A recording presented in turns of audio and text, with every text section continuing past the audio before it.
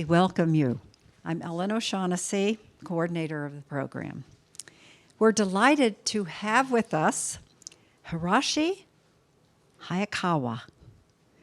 And Hiroshi tells me he was born and raised in Japan. And I looked up the meaning of your name, Hiroshi. It's such a beautiful, melodic name. And it means kind one from the heart of Japan. Isn't that great? I learned something new today. Yeah. Oh. Huh? Because it's so beautiful. Hiroshi Hayakawa. Ah. It sounds like a wave. Yes, the melody. Oh, how? Google. I Googled it. Yes. Hiroshi earned a Bachelor of Arts in French Literature from Keio University in Tokyo. After a short time working as a computer systems engineer, Hiroshi decided his love of life in life was making art. And he told me this morning he was promoted to an administrative post really up there. And he said, I don't want that. I want art. So at a young age, he relocated to the United States in 1991 and attended Columbus College of Art and Design. Isn't that great? And earned a Bachelor of Fine Arts in Photography and Fine Arts, and then Cranbrook Academy for Art. He got his Master's of Fine Arts in Photography. Yeah, combined them. Wow. Hiroshi expresses his artistic vision in several mediums, including drawing, painting, kinetic sculpture, alternative photography, and paper crafts. In recent years, he's been more focused on drawing and working on a series entitled Vanitas. Hiroshi is author of 4 paper craft books. Do you have them all up here? Wonderful. Kirigami Menagerie, and Paper Pups, Paper Birds, Paper Monsters, and Curious Creatures, all published by Lark Crafts. Hiroshi showed his work in Japan at the Art Glorious Gallery a couple of years ago. He lives here in Columbus with his wife, Nanette.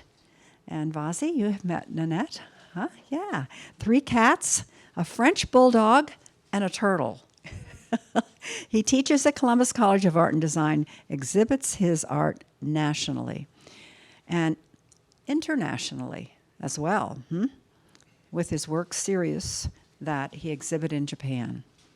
So take it away, Hiroshi. We're so glad to have you. Kind one from the heart of Japan. Kind for coming in and bringing all this in the rain. Kind for giving us this time. And as Brent Payne said, oh yeah, and I love his drawings. Well, nice of him to say. Oh, welcome. Now I'm going to give Thank you you so this. much. Hello, everyone. Thank you for coming to this my talk, despite this not so pleasant weather. Appreciate it.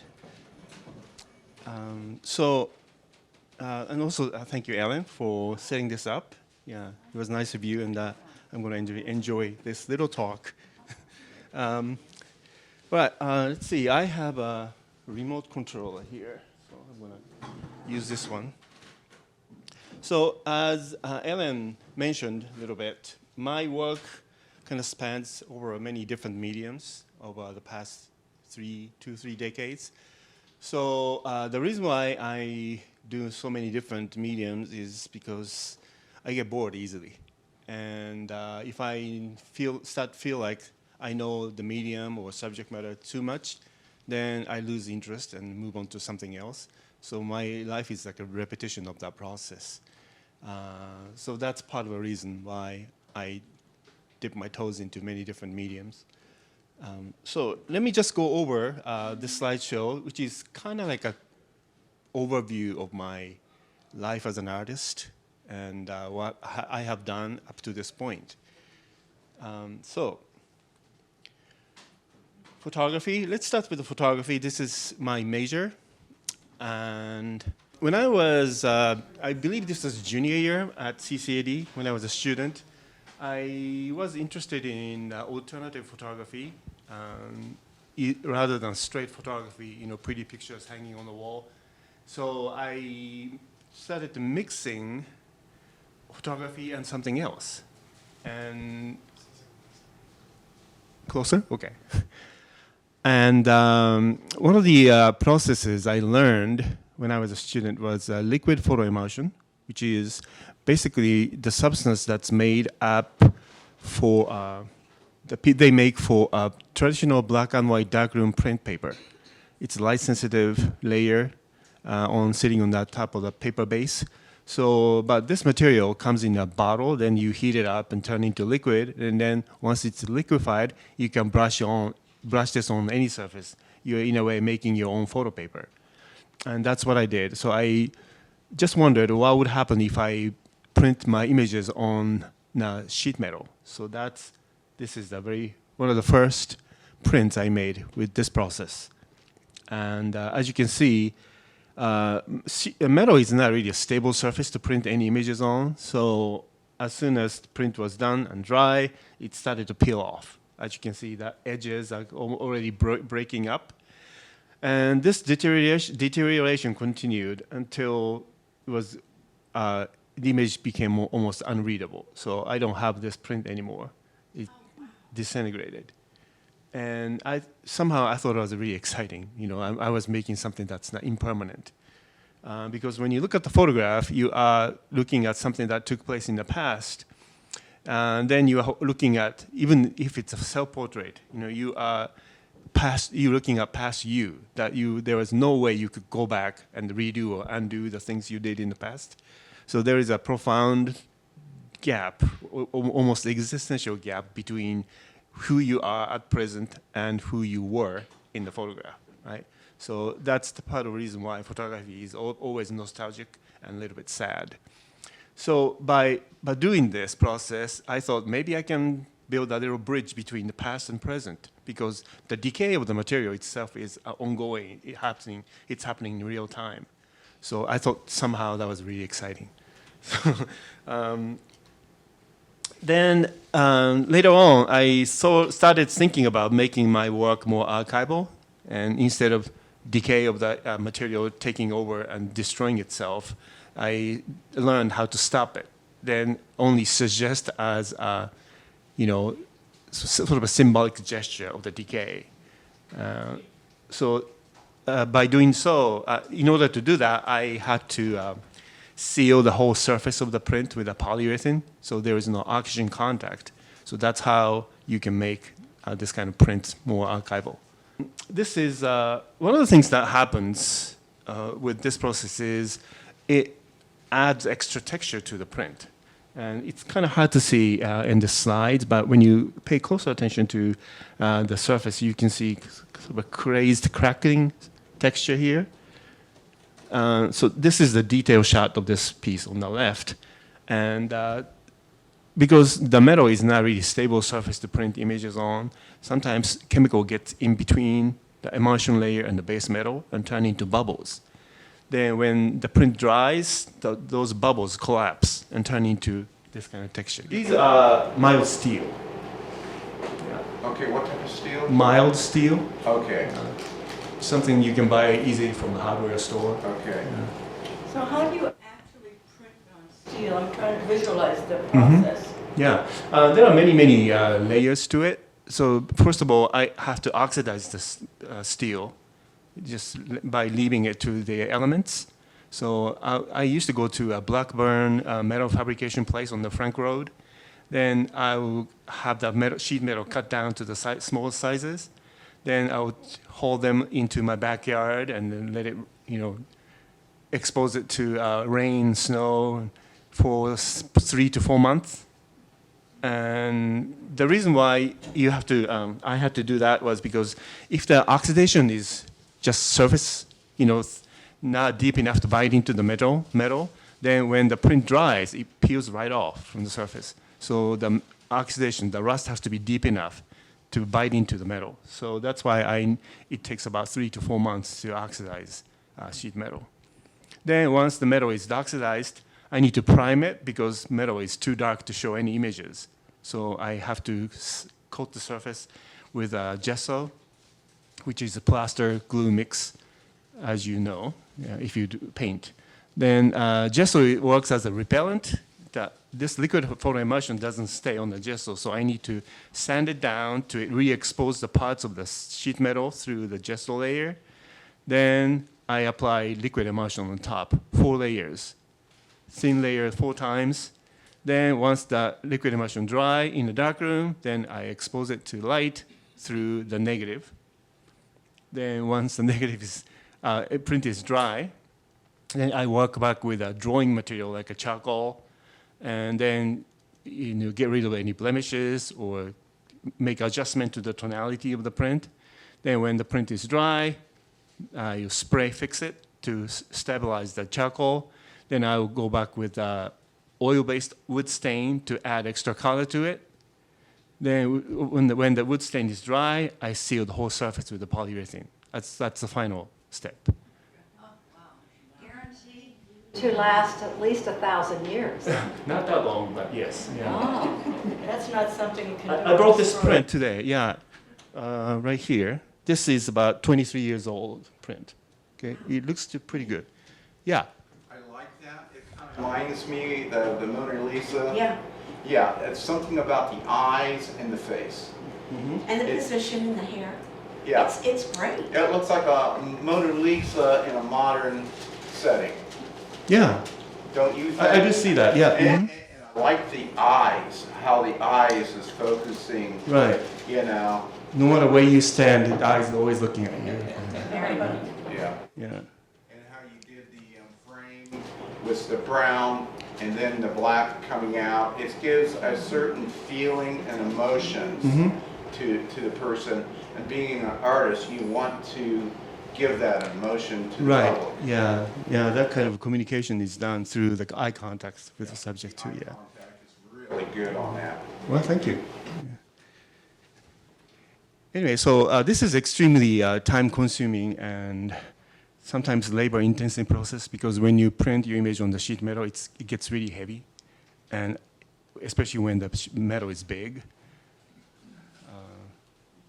like this one. This is a 30 by 30 inch sheet metal. That's the size of the print, and we didn't have at CCAD we didn't have enough large enough tray to process this print, so I had to make my own developing trays with 2x4. So then it was really back-breaking process. You know, that's why I don't do this anymore. One of those processes you can do only when you are young. One benefit of using this process is you don't have to cover the whole surface, and you can selectively apply this liquid emulsion. And for example, in this case, the bottom is not covered with a sensitizer, only the top third from the top down.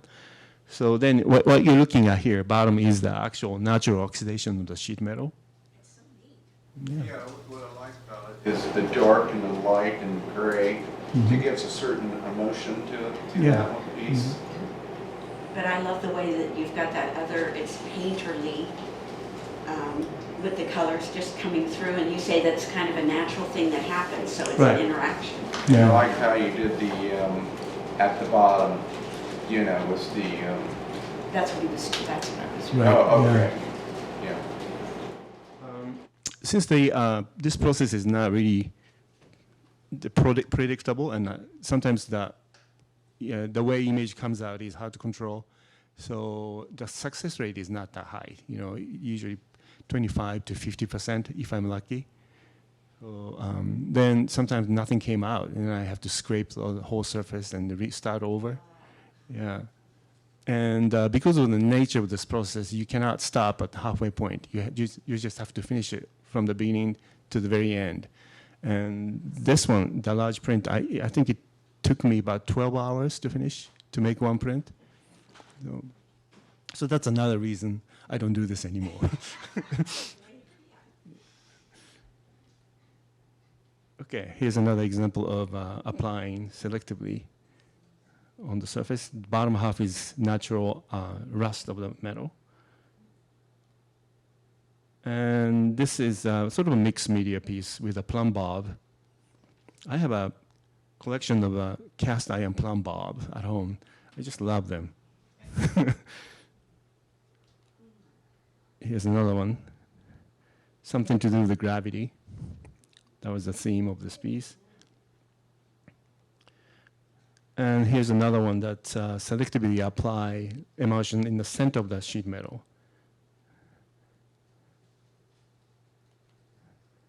And another example of the texture piece. The reason why I was using female nudes as a subject matter was I was interested in the juxtaposition and the softness and the warmth that associated with the female form and the hard, cold surface of the metal. So there is a interesting dichotomy going on between those two aspects of the work. But also symbolically, steel was associated with the male gender. So there is an interesting male-female dialogue going on between those two components of the work. And also, traditionally in the history of visual art, female form was considered as sort of idealized beauty, right, in the paintings and sculpture. So by using that as a subject matter, I thought that maybe I could push this idea of decay even further and add more extra emotional impact on the viewers. So that was the reason why I was using this subject matter. And this is also another mixed media piece.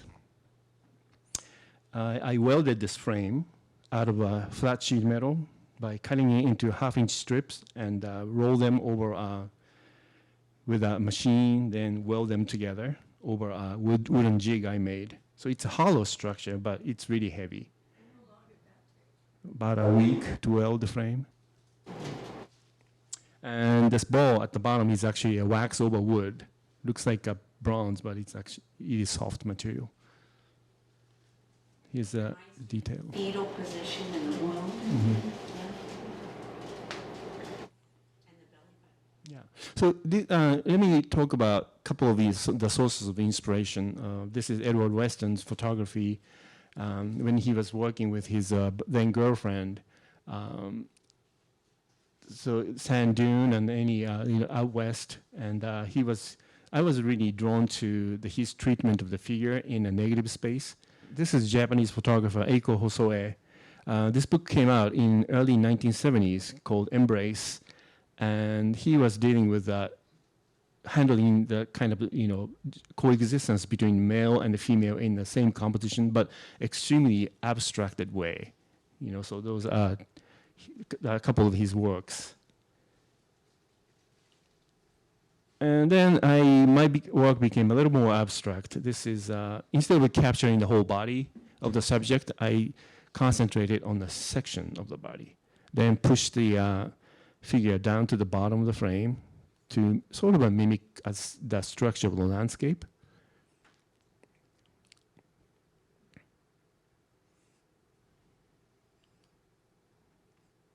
So these are all same process, liquid emulsion on the steel. I tried many different metals, different types of metal. They all work beautifully and differently. Copper, brass, aluminum. Because of the natural color of that belongs to the original material, that the texture and the color manifests itself in a different way from one metal to another. So that's really exciting to experiment with.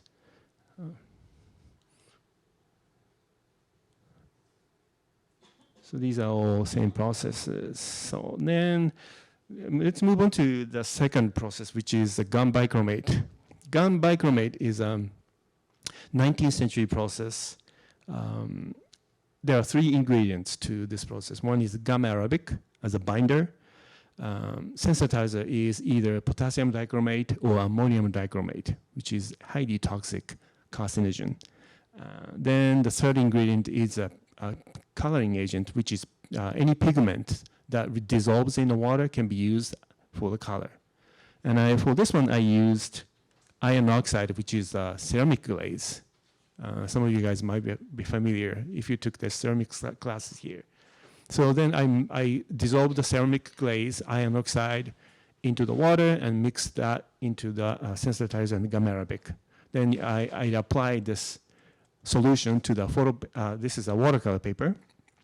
Then placed enlarged negative on top and exposed it to UV light. And the UV light, when this emulsion gets hit by UV light, it hardens. Then subsequently, when I wash this print in the paper, hardened part stays on the surface of the paper, and unhardened part washes away. And that's how you process this print. Okay. And I have this print here. So you can take a look at it later. All right, so as I said, any pigment that dissolves in the water can be used as a coloring agent. So I had this iron oxide on the left, paprika in the middle, and the one on the right is freeze-dried coffee. Yeah.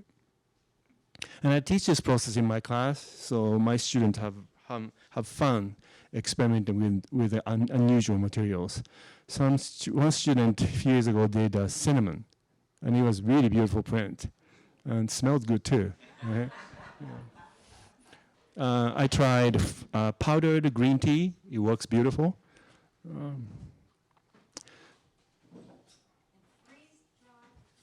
Yeah. Okay, so here's another different process. Van Dyke Brown, also another old 19th century process.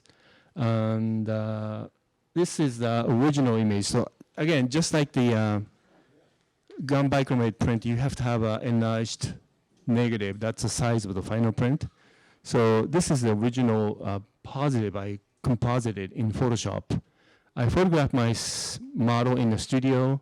Then when I was walking down the street, I found this dead bird on the sidewalk. So I photographed the bird and put them together in the Photoshop. Then I turned this into negative. Then these are ingredients of Van Dyke Brown printing. Use silver nitrate. That's a light-sensitive substance. Then I mixed in gelatin into this. So the gelatin works as a glue that makes it stay on the surface of the glass. Then I applied the solution onto the glass. This was actually have to be done in a subdued light, but just for the sake of demonstration, I did it under the regular light. Then expose it to UV light. That's the negative sitting on top of the glass. And this is the processing, just washing in the water. And this is how the print on the glass looks. You can see the granular texture that comes from use of gelatin. And this is final print being dried. Then I have another image I printed on the sheet of sheet of glass. And I took it out to show how the transparency works. So through the sunlight hitting the glass, you can see the cast shadow of the image in the back. And this is the finished piece. This piece was about alchemy. The glass, image on the glass, and there's a gold leaf on the second pane of glass behind it. Okay. And these are two different views of the same piece. Because of the gold leaf, it changes the look by depending on where you stand to view the piece. Okay, so those are the photography pieces I have done so far. Let's move. How they're going to turn out in advance when you do those? Not really. I was thinking that's interesting. Well, but then again, that's an exciting part of this, alternative experimental process. You just don't know what comes out until the very end. Yeah. Okay. I do drawings. So as Ellen mentioned, I've been working on this series called Vanitas from 2014. And this is the idea. Vanitas in art, genre of still life painting that flourished in the Netherlands in the early 17th century. Vanitas painting contains a collection of objects symbolic of the inevitability of death and the transience and vanity of earthly achievements and pleasures. So it's basically a moral lesson. You know, whatever you have in your life, beauty, pleasure, and any entertainment, enjoyment, they're not going to last forever. So you might as well just appreciate and enjoy whatever you have. So that's the basic teaching of the Vanitas paintings. And they are mostly still life paintings. And I have an example. This is the photograph I took in Van Gogh Museum in Amsterdam. Typical Vanitas painting with seashells, lizard and worms, beautiful flowers and fruits. And this is the one in the Columbus Museum of Art. So then also I was really interested in the realism tradition, but especially this Giacometti's interpretation of the realism. What he thought about realism was slightly different from conventional realism. So it says one might imagine that the realism consists in copying a glass just as it is on the table, but in fact, you never copy the glass on the table, you copy the residue of the vision. Every time I look at the glass, it gives me the impression of reforming itself. One sees it as though it were disappearing, appearing again, disappearing. It always finds itself between being and non-being, and that is what one wants to copy. So this was his approach to the realism. Although, you know, I draw nothing like Giacometti, but I do understand his idea of realism. You know, that this resonated with me. So one of the influence, Kent Bellows. He was a Nebraska-based artist, and I really loved his meticulous rendering of the detail and attention to the texture. Yeah, question? I like it looks like she's very lonely, and I like the feeling that's coming from that. Mm-hmm. Yeah. And he was a really complicated fellow, you know. He died very young. And he's not really well known in the art world today, but if you look into his work, you would be amazed. Your jaw will be on the floor. Here's another one by Kent Bellows. It's a graphite and charcoal mixture. Then this is Japanese artist Gustavo Isoe, and he moved to Spain when he was young to study Spanish realism. And then he combined the Japanese aesthetics and the Spanish realism tradition to come up with his own unique style. And this is his Vanitas piece. He died of cancer when he was only like 50. So, right, so then let me show you some of my drawings. This is the very first Vanitas piece I did, 2014. And I tried to kind of expand the traditional Vanitas still life by combining figurative element. Then, in a way, these two components are talking in the same language of, you know, impermanence and the decay. So that was the conceptual background of this piece. I have a documentation of a work in progress. Some people like this kind of stuff. I'm just going to go through this. I started with a line drawing, then work on section by section.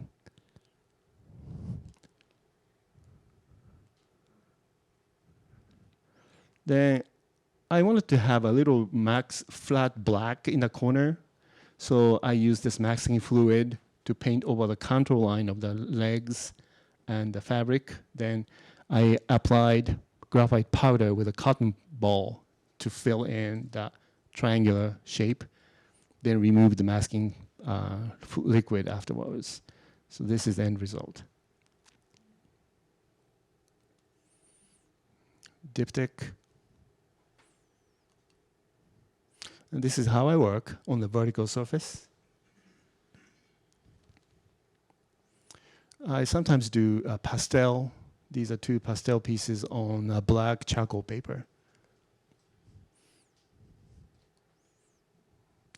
Another work in progress step-by-step shots. Line drawing, working on the figure, background, hair and the skull, fabric, and it's finished. This is mixed media, graphite and watercolor. And this is all graphite. I've photoshopped model and the background together. I shot this model in the studio. Then the background was actually wall texture I photographed in Venice a few years ago. I was looking for the chance to use this background, this wall texture because it was so beautiful. So then I decided, I could use that texture for this particular piece. And this is the girl blowing bubbles, permanence, impermanence, ephemeral existence. This is a compositional analysis of this drawing. I was playing with the diagonal lines, circular patterns, and 2:3 division ratio, which I learned from Alphonse Mucha's artworks. That's sort of the engineering. Yeah.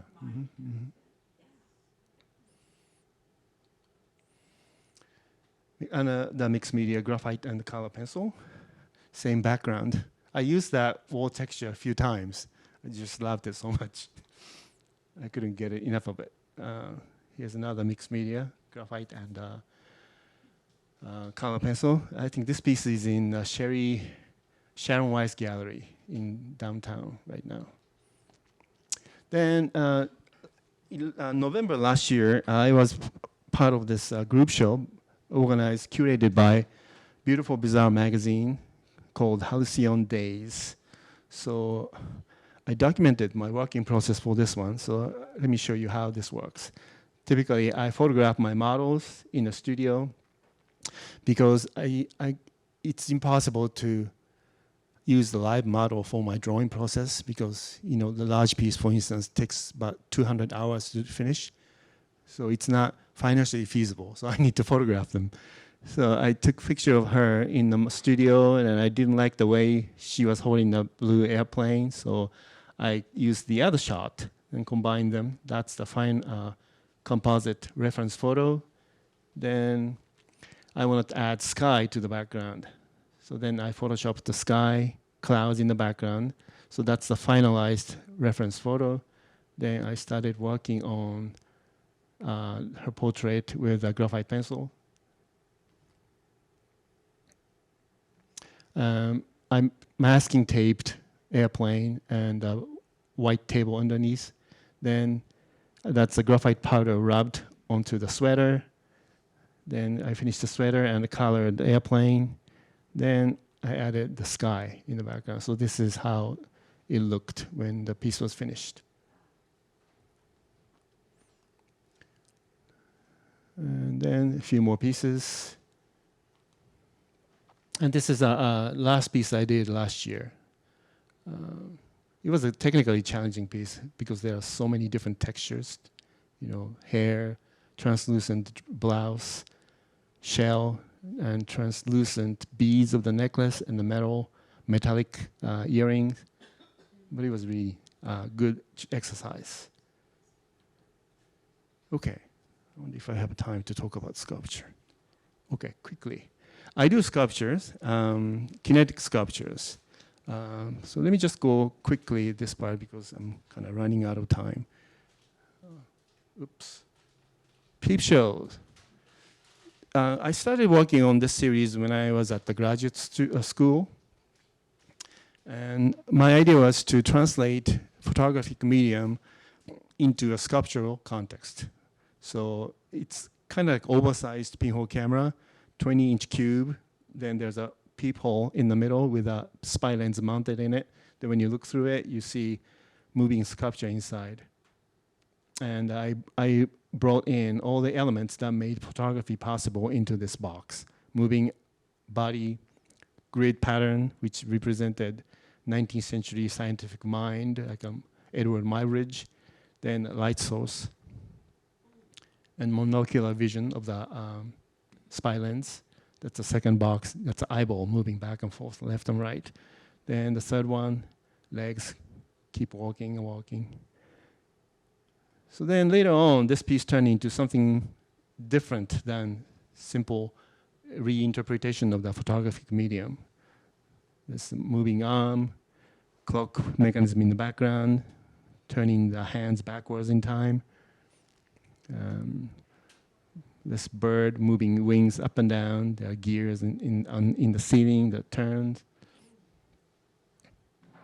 This piece was about the frustration, and the eye opens and closes, and the fingers make a tapping noise, tapping movement. Then the scissors at the bottom opens and closes. So these are really time-consuming pieces to build. So I don't really make these often. This is a swing set, and the metal ball, the balls and the floor moves around. This is a mechanism. It would be great to see those in the Yeah, many of those pieces are in action. They are on the Vimeo site, so you can look at it online. That's the mechanism with a music box. Do you hear the music box as well as see the movie? In the beginning, yeah, it played music. Then it stopped. Yeah. This is the back of the piece. All gear and cams. Yeah. Then this is the smallest piece I made, a 6-inch cube. And that was a black and white photo, backlit. Then on the checkered floor, there's a red metal ball that dances around on the floor. And that metal ball is activated by the clock mechanism with a magnet attached at the end. Where did you say we can see this?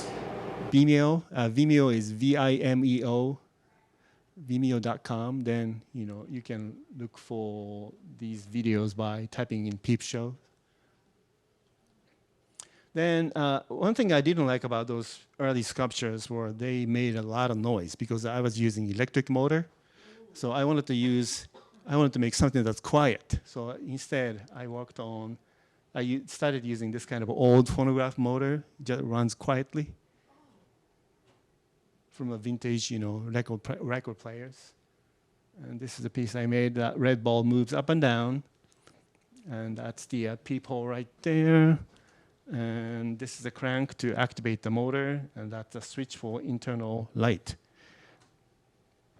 And then the reason why the red ball moves up and down is because the black thread is attached to the index finger inside. So that's the interior view through the peephole. So I made 6 of these pieces. I'm going to show you some of these.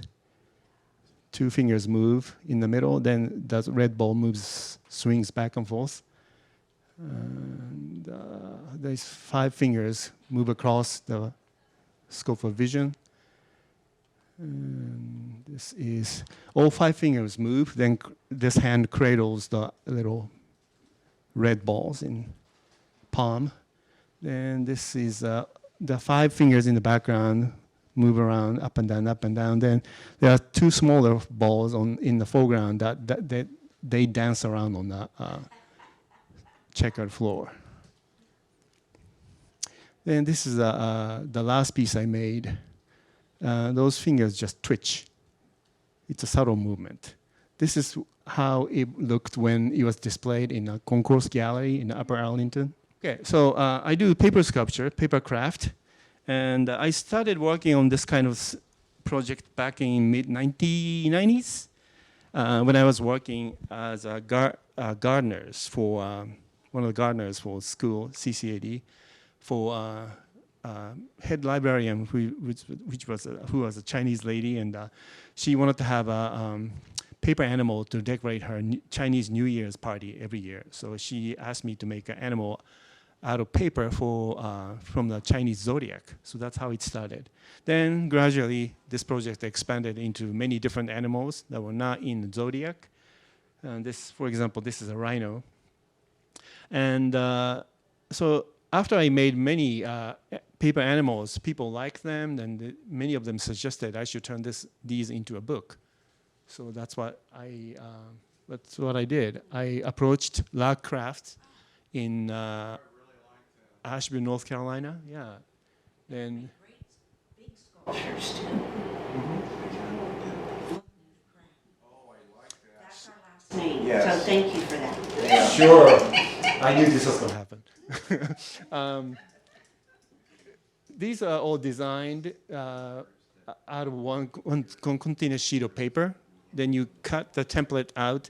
Then by scoring the folding lines, you turn this into three-dimensional structure. And you don't need any tape or glue to hold the three-dimensional shapes. Yes? A lot of your cutting just reminds me of Matisse, the one that cuts out the flowers. Yeah. That's just how you're cutting it. It just reminds me of him. Yeah, in the background. Yeah, in the background. Yeah. When I retire in my nursing home, that's what I'm going to do. Just cut the paper out and play with the pigeons. Yes. I love that Matisse never stopped. Yeah. Dragon. Okay, so this is the first book. Came out in 2009. And these are the sort of a money shots. I worked as a stylist.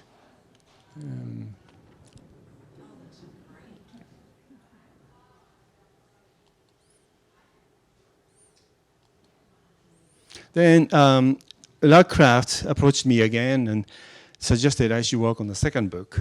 And many people like dogs, so I suggested maybe I should write a book about the dogs.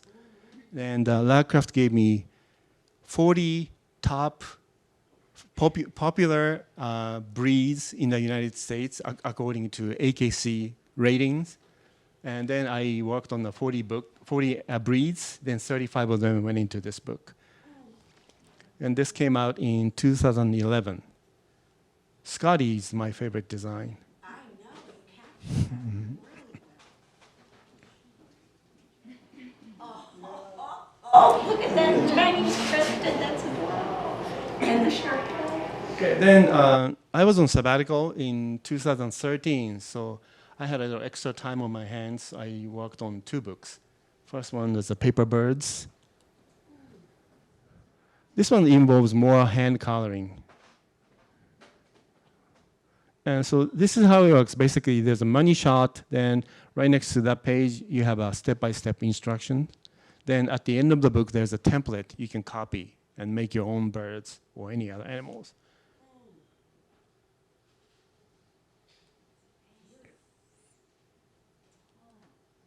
And the second book I worked on was Paper Monsters and Curious Creatures, just in time for Halloween. So this is Devil, easy one to make. Grim Reaper. Mummy. Then this is a current project that's still going on today. Animal nightlights. Made out of a thick watercolor paper. Then by taking advantage of the translucency of the material, you can mount the light inside, and that creates a really interesting pattern of the light and shadow through this sculpture. So I'm working on these.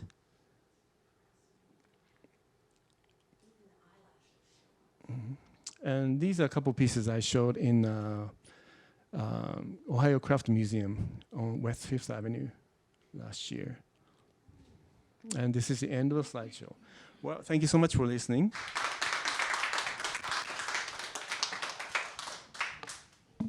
So I brought many of the pieces here today. So if you're interested, you can take a look at these. And if you have any other questions, please. In this work, it's almost as though you know the faces of many people to get them into this beautiful work. Yeah, thank you. Now, did you do any paper folding when you were young?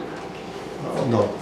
So this was just in you, because I know some of the Japanese culture would have some paper folding. Oh yeah. Actually, yeah. The paper folding I did. Yeah, when I was small, I love making origami animals. So yeah, that's what I did. Purest form of origami because it involves a lot of cuttings, right? Oh, Yeah. yeah. But that's not the point. The point was is that you can see the influence. Right, yeah. And that you took it to another form. It's wonderful. Yeah, thank you. So this is the print on the glass, and this is the graphite drawing I finished last year. And these are the books. With your graphite pencil, tell us how this happens. A lot of time. Ah, time for sure. Are you using different colored pencils? No, it's all graphite pencil. It's all graphite. I use Japanese graphite pencil. Japanese graphite pencil. Mitsubishi pencil. That's the best. Everybody hear that? Is it Yes. just one shade of graphite though? Just one shade?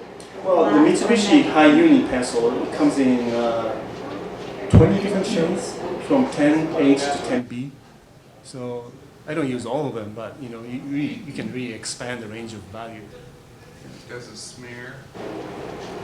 Smear? Yeah, I mean, do you blend with it? yeah. I don't use a blender. The only blender I use is a cotton ball for the background.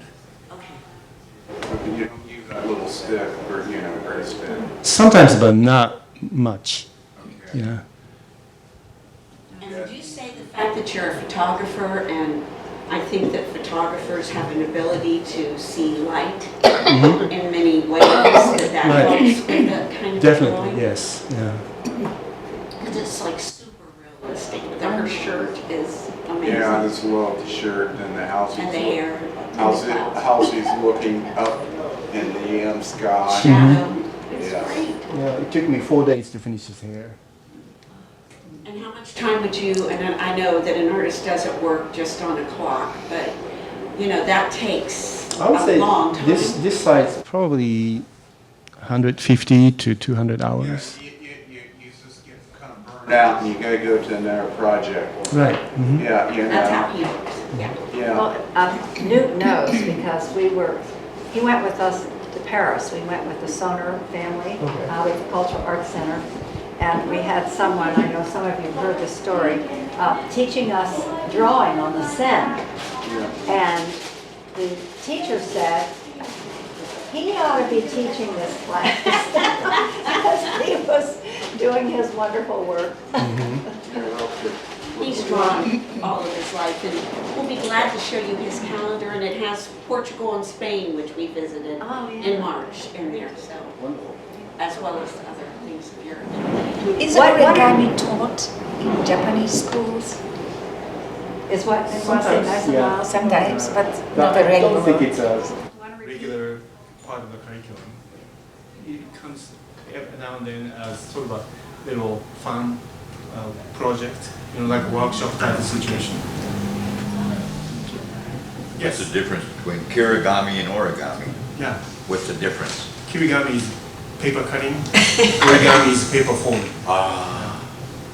With origami, you're not allowed to use scissors. Oh, Right. They are really strict about it. very interesting. Shar, what do you think? You're just What do I gazing. think? Yes, as you are. Oh, what, Hiroshi knows teacher? I'm a You two are huge fan. Teachers at CCAD? And Helen works there. Roshi. Yeah. Yeah, we're lucky to have Hiroshi in our department. Now, do you live in Columbus area? Yeah, downtown. Wonderful. By Franklin Park. You didn't I'm have sorry, one of I'm those not in up- downtown, so I Oh, don't okay. know all these things, yes. Those animal faces you were showing, what's the scale of those? Oh, the lights? The lights. Let's see. The size of the vase is 16 inches by 16 inches. Oh, those are just so gorgeous. This was a 16 by 19. Actually, these were in the show that Shankly curated. Yeah. Yeah, those were great. This one is 24 by 24. this is a little, I think it was about 16 by 19 It's amazing. on that size. Oh, sorry. Do you enjoy the teaching part of your life? Most of the time. What do you like most about it? I get inspired by the students, you know. What are you teaching, I actually? teach photography. And where do you teach? CCAD. CCAD. Yeah. So is this mainly what you're working on currently? What's your current practice? Are you doing the graphite and the cutting? Yeah, those two are main projects, yes. And actually, I sell these on my website if you're interested. That's good to know. Ellen, you have a question? I'm just thinking how you must integrate humor into your classes, and what a gift. There's just like a seeing through what you do is magnificent. Oh, thank you. Yeah. Some people say I'm a funny guy. I've caught it. Good. Well, I just think it's great when you got your degree in French literature, you know, to be somebody who would appreciate that and get a degree in it as a part of who you are. And then that you went into engineering and worked there, which extends your, you know, it's using imagination and it's understanding how things work and are put together and formed, and then you go into art. It's just lovely. Yeah. That's all meshed together in what you do. Obviously, my life is not a straight line. You know, I meandered many different directions, but you know that makes your life richer. You know, in a way. It comes together in you. Right. Yeah. And that's just, And it keeps- and then it's expressed. And as this keeps your mind in gear, and it's just, you know, working in our medias. Yeah. Well, as we leave one another, let's keep humored with beauty, with Mother Nature, and all that she's given us today, and these Yeah. storms and rain and Right. thank Thunder you and for, everything. for coming together through Thank you so much. the rainfall and Thank you.